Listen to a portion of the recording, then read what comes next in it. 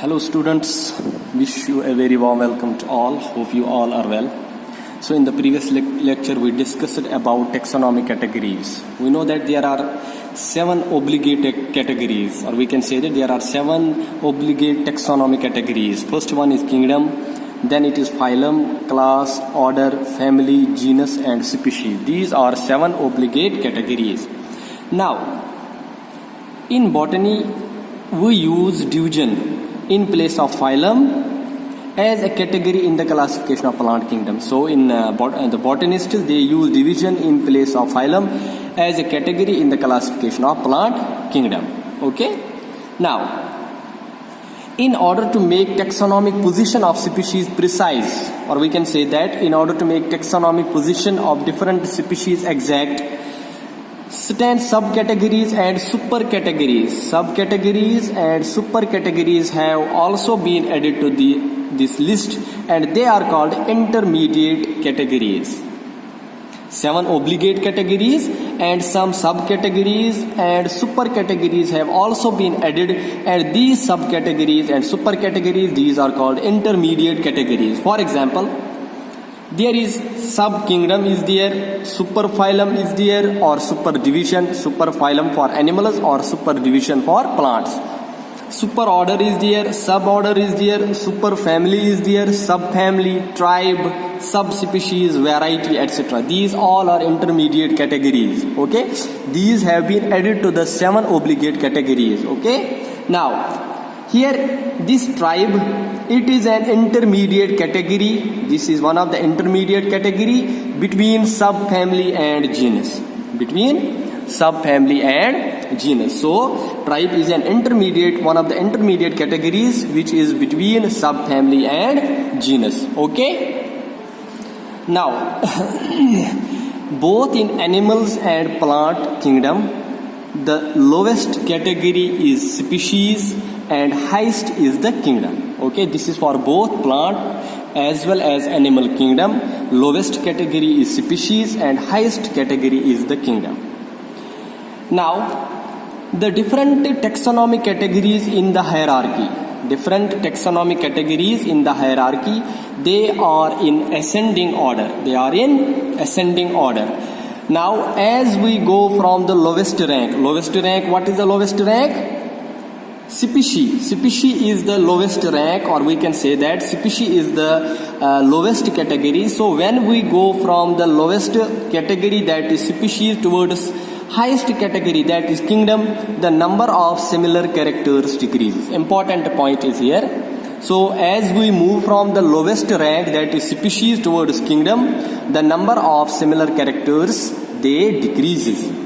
Now we know that there are different categories of various categories of classification. We know that there are different categories. For example, kingdom, phylum, species, whatever they are. Among these categories, only the species have a real existence. We know that only species exist in nature. Only species have a real existence in nature. Other categories, they are man-made, convenient and arbitrary groups. They are merely man-made, convenient and arbitrary groups, which means that they are for human choice. They are based on our choice. They don't have any actual existence in nature. Remember this, it is important. Of various categories of classification, there are different categories for classification. Okay, kingdom is there, phylum is there, class, order, family, genus, species.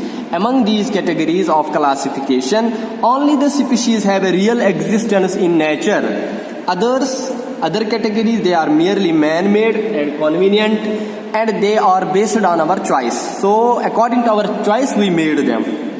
They don't have any actual existence in nature. Now, species is regarded as the basic unit of classification. Important point. Species is regarded as the basic unit of classification. This type of question can be asked. Which category is regarded as the basic unit of classification? So the answer is species. It is regarded as the basic unit of classification. Now taxon. The word taxon, it represents a taxonomic group of any rank which represents the real biological organism included in a category. Okay, this word taxon, it signifies a taxonomic group of any rank which represents, here important point is, this taxon, it represents the real biological organism which is included in a category. Like for example, we will take the example of Zea mays, roses. Zea mays, mays is species, roses genus, grasses family, conifers order, dicots class, seed plants division, etc. Maize species, roses genus, grasses family, conifers order, dicots class, seed plants division. Now these species, genus, grasses, order, class, division, etc., these are categories. These are categories. Now each category is referred to as a unit of classification. Okay, each category is known as a unit of classification. Each category is regarded as a unit of classification, but the basic unit of classification is species. Now in this, each category which is referred to as a unit of classification, in fact represents a rank and is commonly termed as taxon. The plural of taxon is taxa, taxon. Okay, now this term, that is taxon, it was introduced by Adolf Meyer for animal groups. So Adolf Meyer, he introduced the term taxon for animal groups. H.S. Lamb, he first proposed the term taxon for plants. Important point here. So for animal groups, Adolf Meyer, he introduced the term taxon, but for plants, H.S. Lamb introduced the term taxon. Now there is some confusion in the use of taxon and category. Taxon and category. Okay, there is a confusion, little confusion in the use of taxon and category. See, we know that Zea mays is a taxon, while species is a category. Same, roses is a taxon, genus is a category. These are categories. Now, category represents an abstract term.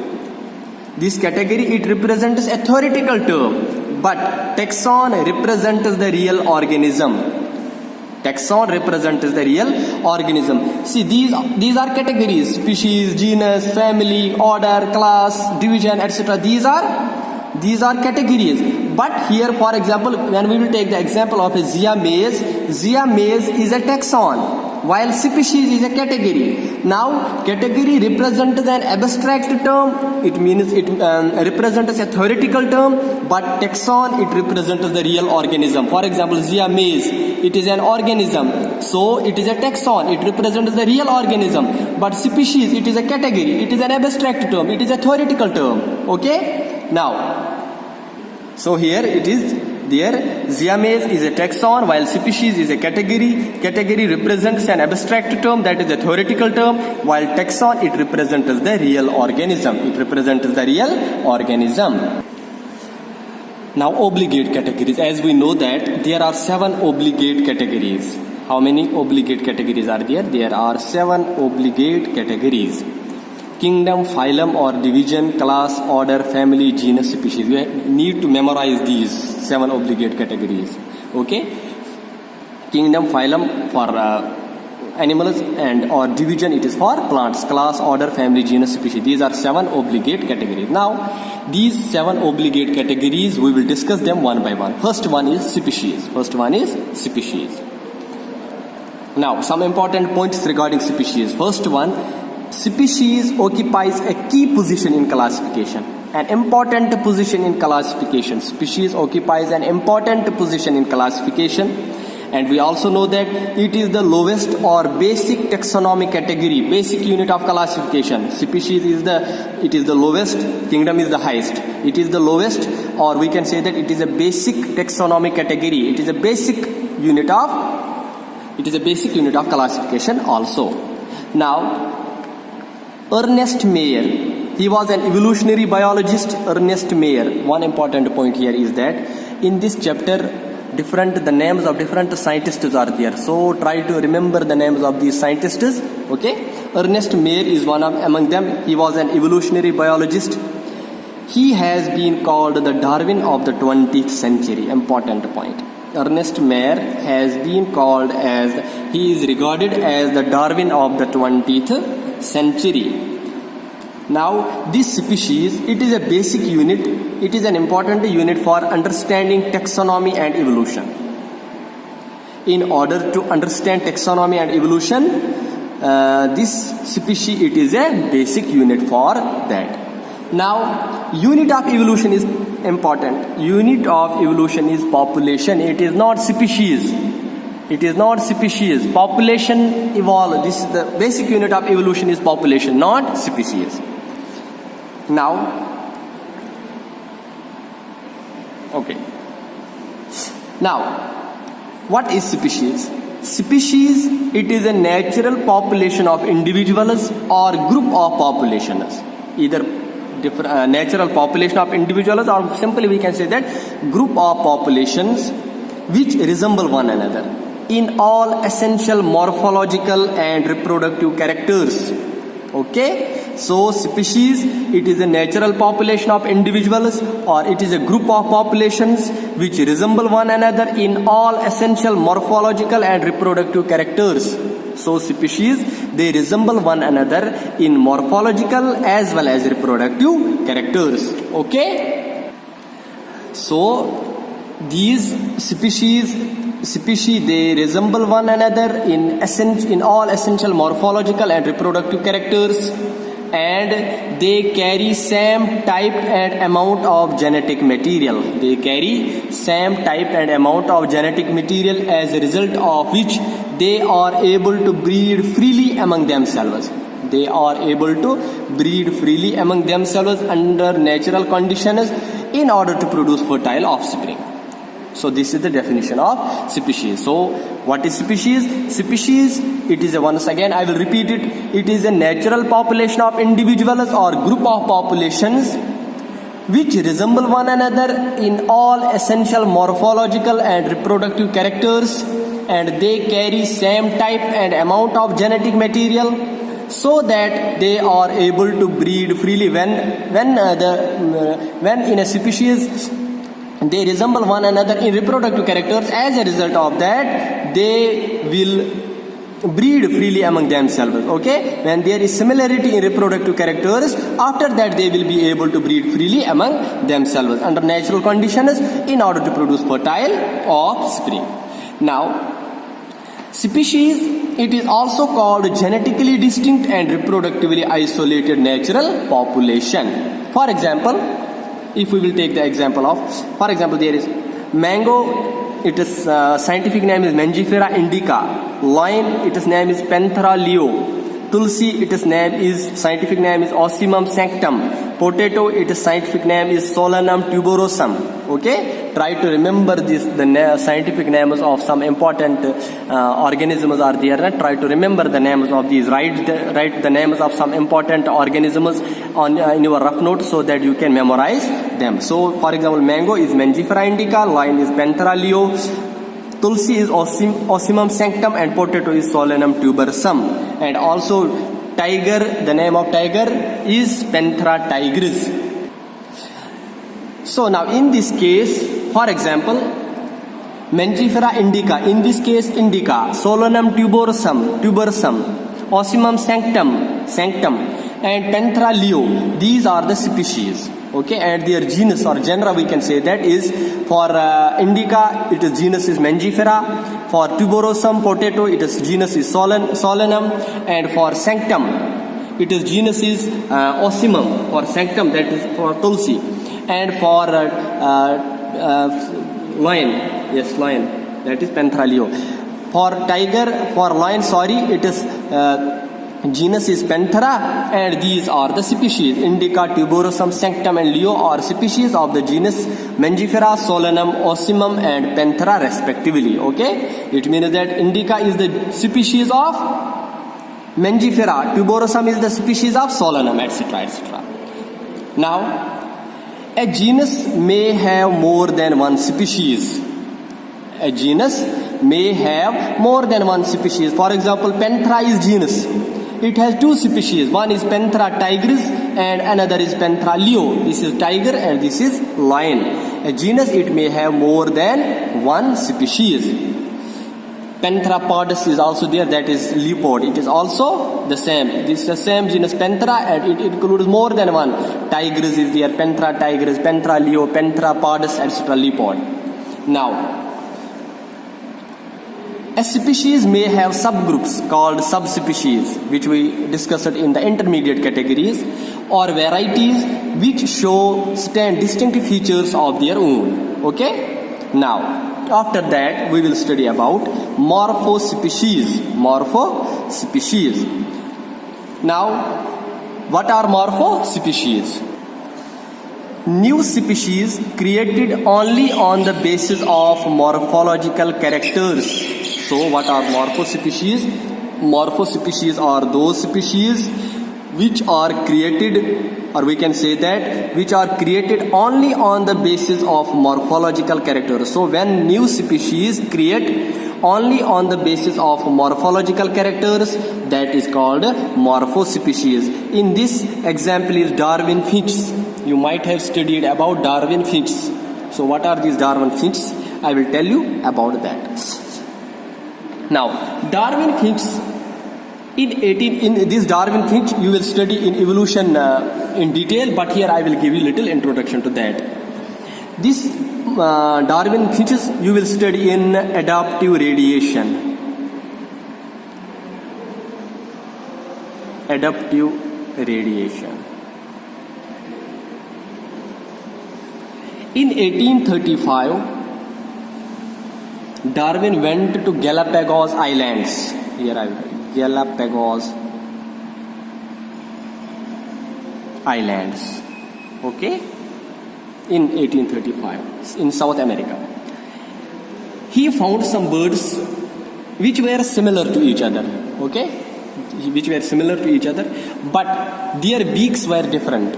He found some type of birds there which were similar to each other, which were very similar to each other, but their beaks were different. The shape and size of the beaks were different. He collected 31 specimens from 3 islands. Galapagos Island is a group of islands. He collected 31 specimens from 3 islands. 3 islands. Okay. Now, Darwin, he was not ornithologist or bird. We can say that he was not a bird specialist. He was having a friend that his name was John Gould. He was an ornithologist. He identified among these 31 species, he identified 14 species. 14 species. Now, in these 14 types of species, some among them, some were having long beak, some were having small beak, some were having pointed beak, etc. Different shape and size of beaks he found. Okay.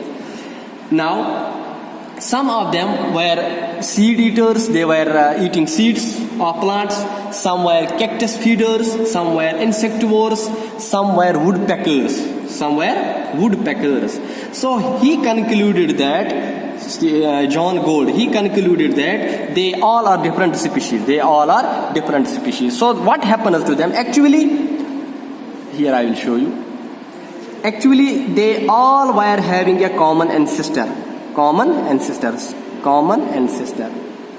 Now, due to the competition there where they were living, they moved to different places. They moved to different places from the mainland South America. And then they went to some place, for example, in these Galapagos Islands. There the habitat was different. Okay. So in order to adjust there in that habitat, what they do, they change themselves by changing the shape of their beaks and size of their beaks. Okay. After some time, what happened? They changed themselves to such an extent that that new species were created. About that you will study later in the evolution. In detail you will study about that Darwin finches. So here it was an example which was related to morphospecies. That is the new species, they are created only on the basis of morphological characters. Okay. It was about morphospecies, that is new species they created only on the basis of morphological characters. Here we study about that new species created only on the basis of morphological character. The examples for that is Darwin's finches. Okay, so these Darwin finches, they are small birds like. Now these were named as Darwin's finches by his friend, that is John Gould. After that is sibling species. Now, what are sibling species? Sibling species, 1 second. Okay, now, sibling species, those species which are difficult to distinguish on the basis of morphological characters. Morphologically, we cannot distinguish them. There are some species, morphologically we can say that they are similar. But they are not able to interbreed among themselves. They are referred to as sibling species. Okay? There are some species which are very difficult to distinguish on the basis of morphological characters. But instead of they are having some morphological similarities, instead of they are not able to interbreed among themselves, these type of species are called sibling species. These type of species are called sibling species. Example for that is, there is a malaria carrying mosquito of Europe, malaria which causes malaria. Anopheles maculipennis and Anopheles atroparvus. These are morphologically similar and have same group, but they are reproductively isolated. Okay, morphologically if we will see, morphologically they look very similar to each other, but reproductively they are not similar. Reproductively they are isolated. They do not interbreed among themselves. Okay.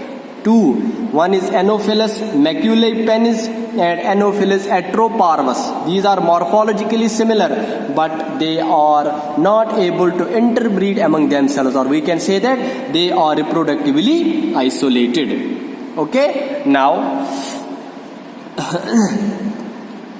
Drosophila persimilis and Drosophila pseudosquara, it is also an example of sibling species. Now, after that is allopatric species. Allopatric species. There are some species which are created due to geographical isolation. They are referred to as allopatric species.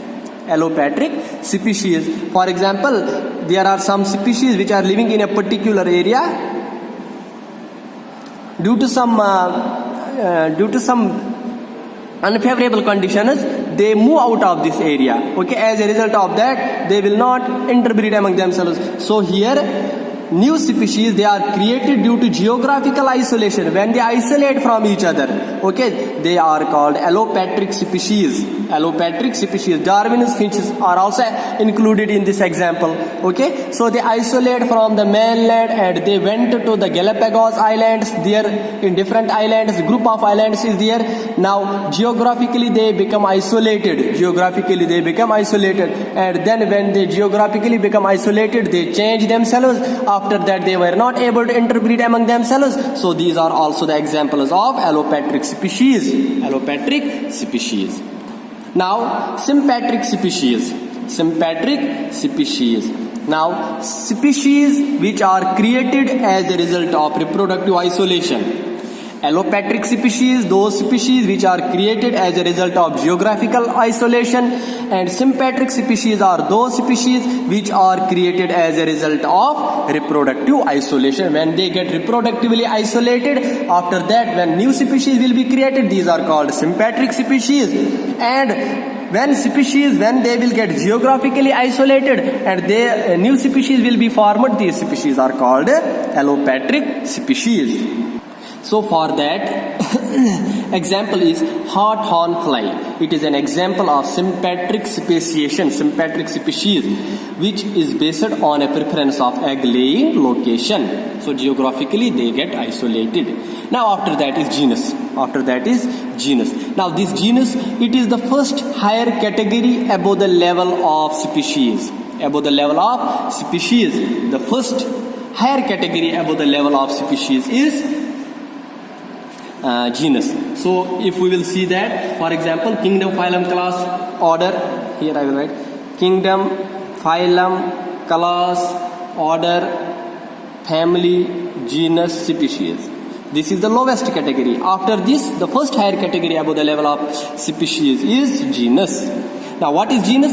It is a group of species which are related and have less characters in common as compared to species. For example, species, if they are having more characters in common, but in genus it is a group of species. These different types of species, they are related and have less, but they have less characters in common as compared to species. Okay, for example, Panthera tigris, Panthera leo and Panthera pardus. Here it is Panthera, this is genus, Panthera is genus, and Tigris, Leo and Pardus, they are species. Now these Panthera tigris, Panthera leo and Panthera pardus, they belong to the same genus Panthera. They belong to the same genus. It means that they are related. They have some characters in common. Same potato, that is Solanum tuberosum, brinjal, Solanum melogena. Though they constitute different species, they are different species, but they belong to the same genus Solanum. Solanum potato and brinjal, they belong to the genus is same, that is Solanum, but species is different. This is Solanum tuberosum and this is Solanum melogena. So these are different species, but the genus is same, that is Solanum. Now a genus may have a single species, or it may have several species, more than one species. If a genus have only one species, that is called monotypic. For example, Homo sapiens.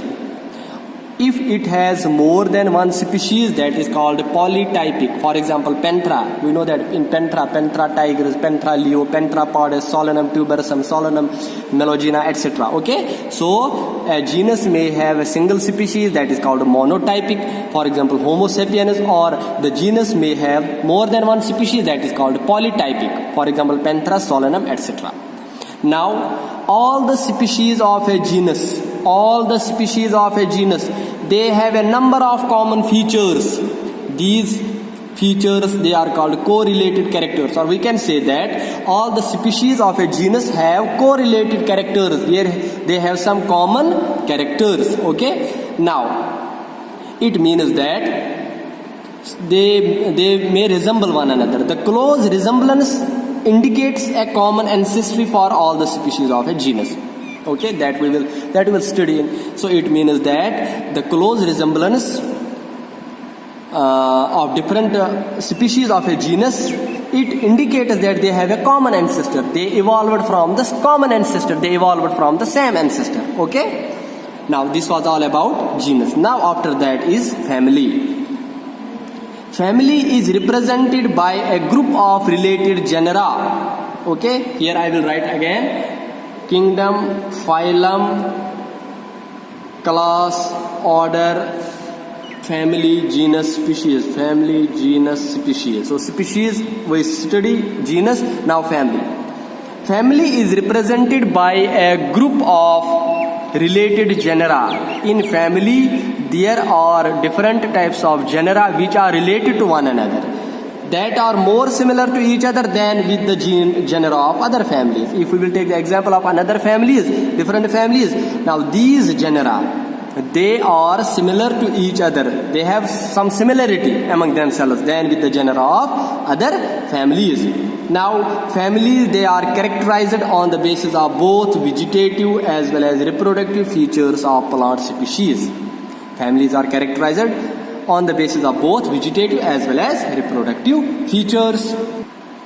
The genera like Solanum, Petunia, Datura, Atropa, these are the genera, etc. Based on the similarities, they have some similarities among themselves. These genus, different genera, Solanum, Petunia, Datura, Atropa, they have some similarities. So on the basis of these similarities, they are placed in the family Solanaceae. Okay, so they are placed in the family Solanaceae. These genera, Solanum, Petunia, Datura, Atropa, they have some similarities on the basis of which these genera, they have been placed in the family Solanaceae. Now these belong to the plants. In animals such as lion is there, leopard is there, tiger is there, jaguar is there, they belong to the genus Panthera, Panthera leo, Panthera tigris, etc. And cat is there, it is from another genus, that is Felis. They are included in the family Felidae. They are included in the family Felidae. Okay, so it means that these genera, they have similarities among themselves, as a result of which they have a common family, that is Felidae. That is Felidae. Now there are some important points. In plants, the family ends with the suffix AC. For example, Solanaceae is there. Okay, and subfamily with Oidae. In animal, the suffixes are Ida for family, Felidae is there. For example, you can find some more examples. You can check. Ini for subfamily, Ini for tribe. Okay, so these are some suffixes which are used there. Okay, for that you check some examples for family which ends. You will find that the name of the family will end in case of animals with Ida. Okay, then Ini for subfamily, Ini for tribe. You check these examples. Okay, this is your homework. Examples of the families of plants, which some examples, for example 2 to 3 examples of the families of plants. You will find that the family, the name of the family, it will end with ACA. For example, I will Solanaceae is there, Poaceae is there. You find some more examples. Okay, and in animals you find the examples of some families, and you will find that the name of the family will end with this, and the name of the subfamily will end with Ina, and for tribe the name will end with Ini. Okay, now after that is order. Now order, it is an assemblage of families, when different types of families which resemble one another in a few characters. If we will, I already mentioned that when we move from the lowest category, that is species, to the highest category, that is kingdom, the number of common characters decreases. That we already.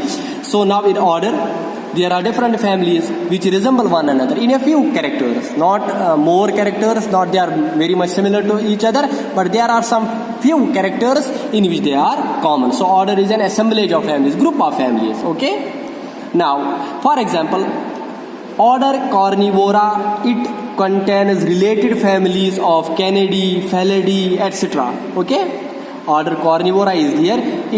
In this order Carnivora, there are some families which are related to one another. For example, Canidae is there, Felidae is there. Okay, now an order ends in suffix ales in plants. An order ends in suffix ales in plants. Okay, now after that is class.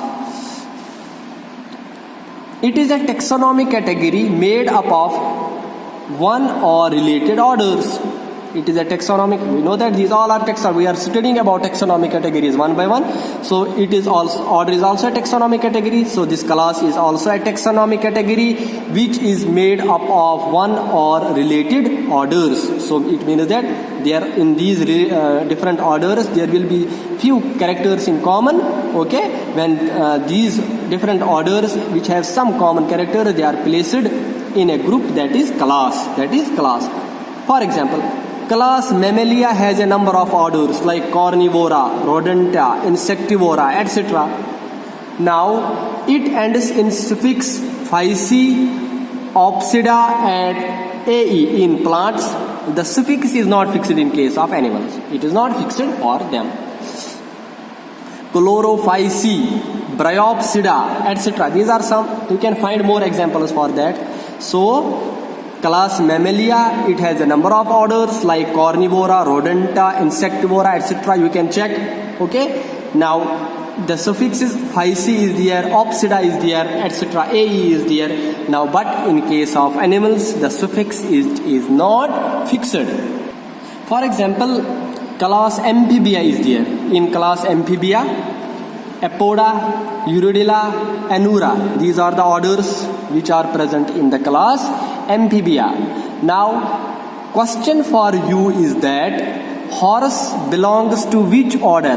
Horse belongs to which order? Name the order to which horse belongs. Okay, you have to find this. This is your homework.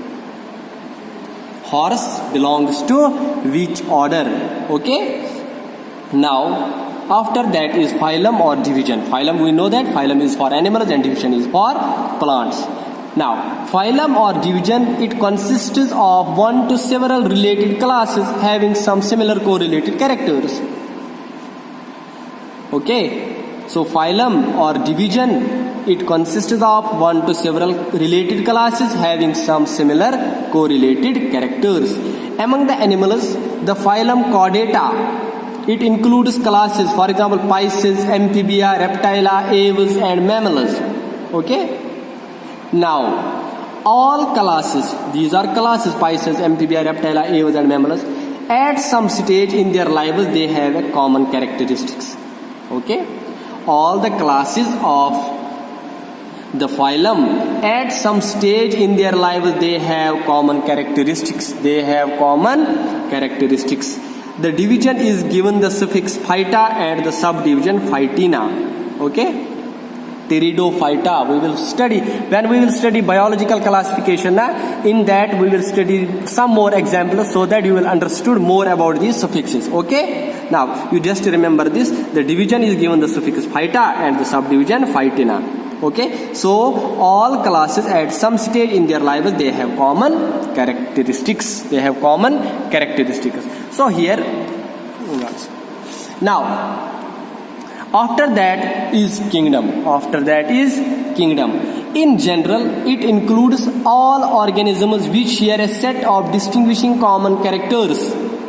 Okay, we know that in kingdom there are all the organisms which are present in a kingdom. They share a set of distinguishing common characters. We know that this is the highest category of biological classification. Which kingdom is the highest category of biological classification? Now, plants, they are put in plant kingdom and animals are included in animal kingdom. Plants are put in plant kingdom and animals are included in animal kingdom. Now, kingdom, phylum, class, try to remember this, try to memorize this order, these obligate categories: family, genus, species. Kingdom, phylum, class, order, family, genus, species. 1, 2, 3, 4, 5, 6, 7 obligate categories. I also tell you how to try to memorize these. How? Kingdom of Poland came over for good salad. Kingdom of Poland, king of Poland, king. K for kingdom, Poland. P for phylum, king of Poland came over for good salad. Now we discussed about these taxonomic categories one by one.